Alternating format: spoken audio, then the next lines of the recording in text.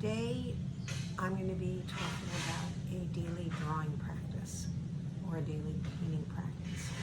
This is something I explored for a bit last year when I was planning for the Avery show, and it was very rewarding. I happened to be traveling before the show, and so when I look at the sketches that I did then, and I remember, oh, I did that in Colmar. Oh, I did that one on the train. It makes me feel wonderful. I think you have to be willing to not finish things.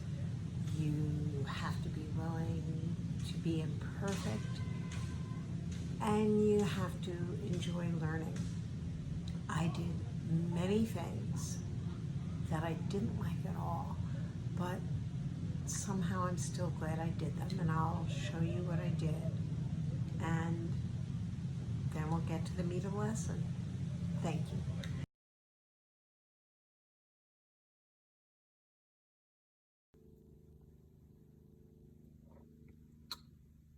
I'm going to be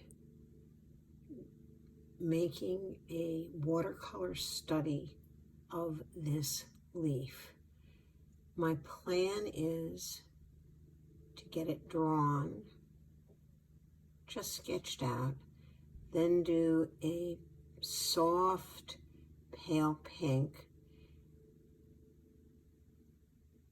then probably put the red in, and then work the green around it. And just do something very, very simple that I can get done. And as I'm looking at this, I can see I'm going to want 3 reds: the pale pink, the moderate red, and then a deep, deep, dark red. And all I'm going to do is the leaf. I'm going to make it simple. And here's my caladium and my crocosmia. And here's a light sketch of flowers, which I hoped at some point I would be able to paint, but I never got around to it. And here are some incredible poppies that I had so much fun sketching. I really love the way when you draw something from life, it's almost as if some of its energy flows into you. And here is a lily. The reason I don't like it is I think the color's muddy, and I think the drawing is weak. It's not muscular enough, and there's not enough drama and beauty in it. It's very frustrating when nature is better than art, but of course that might always be the way it is. And here's the crocosmia that I was studying. I felt if I did something a bit more focused and small, it would help me. And here I tried working with another lily, which I think I might like better, but I'm not sure. I mean, I kept whacking at it. And here's another one. I can see this is sideways with crocosmia. That's this guy, and the caladium, which was a lot of fun to do, but never got finished. And last but not least, the Caladium Leaf that I will show in my demonstration. And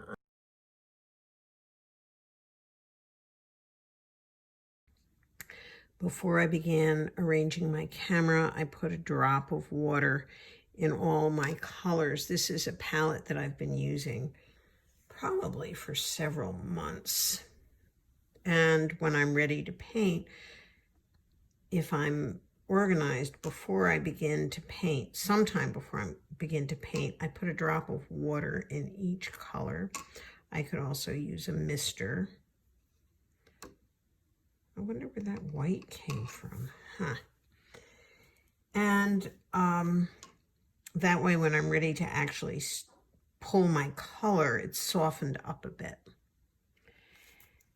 I have my leaf off to the side. I have my brushes, I have my water, I have some old towels and rags to clean off my brush. I have a palette if I want to put some water in it and get a wash. And now I need to figure out what I'm seeing and how to see it, how I'm going to get what I'm seeing over there onto my paper. My paper is a piece of watercolor paper. I have taped it down to a sturdy surface, in this case a piece of plexiglass, but you can tape it down to anything you have that'll, a piece of heavy cardboard. If you have a table that you don't care about that much, you could tape it to the table, but if you tape your watercolor paper down, it will warp less. And if you can't tape it down, when you're finished with your painting and everything is 100% completely dry, you can iron it. Now, that being said, I need to start my work. So I'm going to start with my pale pink.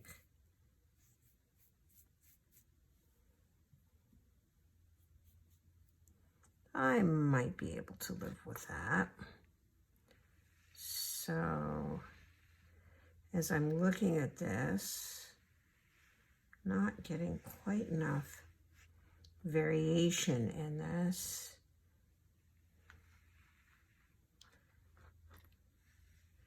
And the other thing that I'm seeing is my pink is too watery and juicy.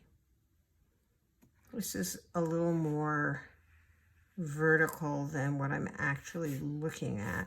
So you can see, you can also do pulling with pale color. So I want to get that all established. I'll probably work some other pinks into this, but so the first step is get that pink in. So the basic shape of my leaf has been done, and I've got some pink. It's a little more intense here. I use several reds. This is that opera red I'm so fond of.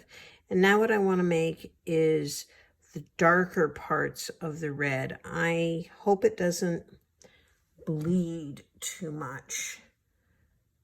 Now, I think that's not going to make me happy. So, yeah, this looks more like an alizarin crimson. So, where am I seeing this? I think if I start by anchoring it with this center dot and making my first, so that's still quite soft. And it doesn't have quite the vibrance that I'd like it to have.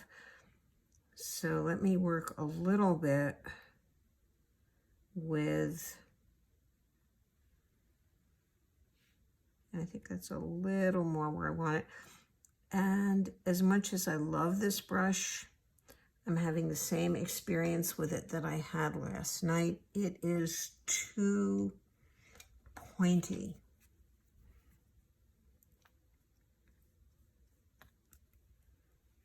After I get these red things in, that's still a little too wet. It's a lot too wet.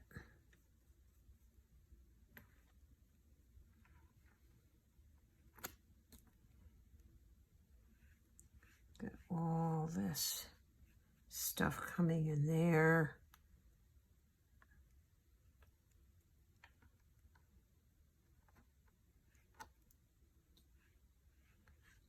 So here, what I want here is still basically pink, but it's not as pale as my pale pink.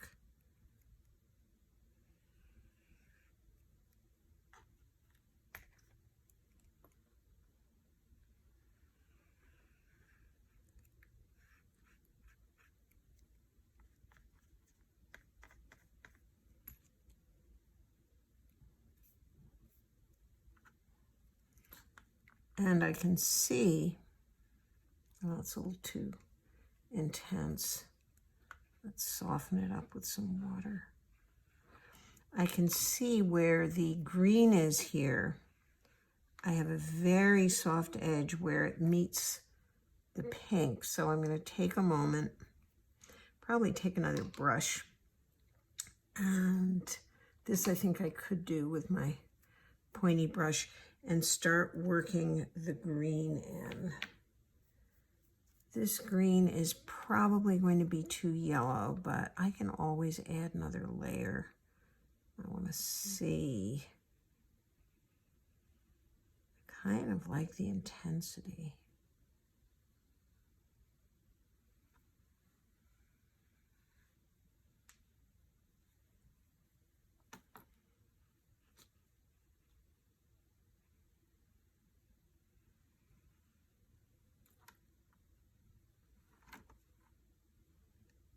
So I know I'm going to be working in here with this.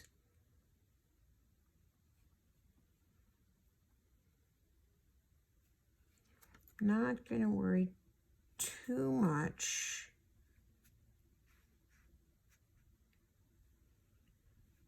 about where the green is going to meet.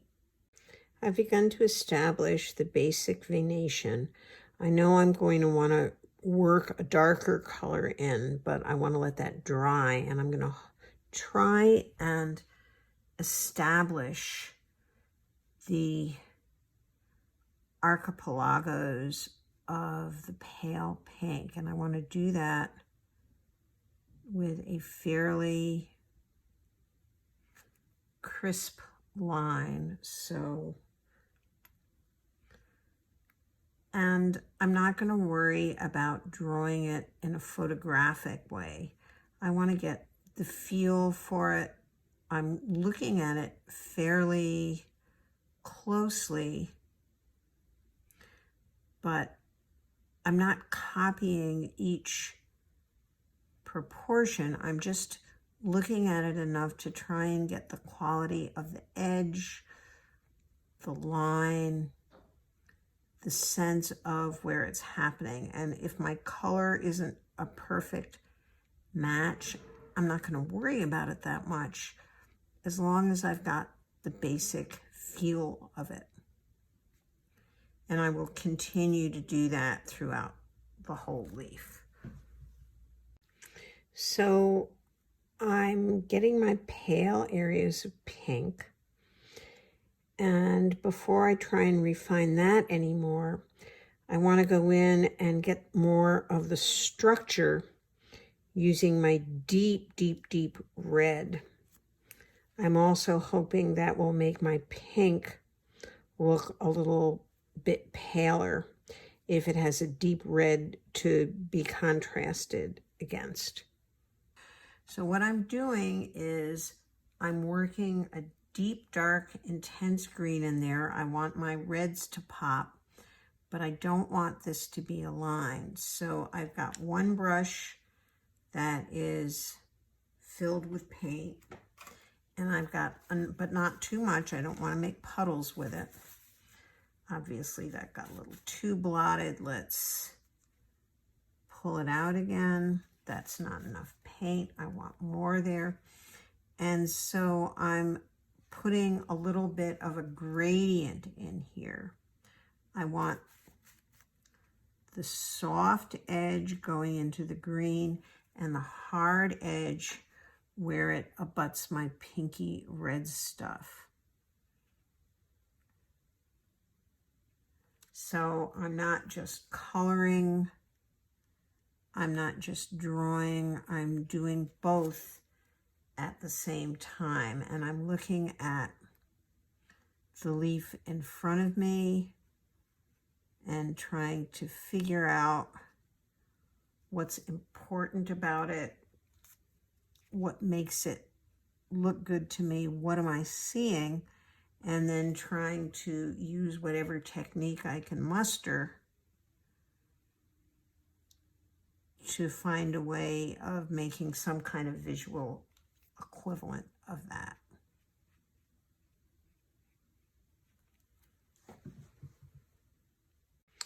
So I'm going to continue to look at it,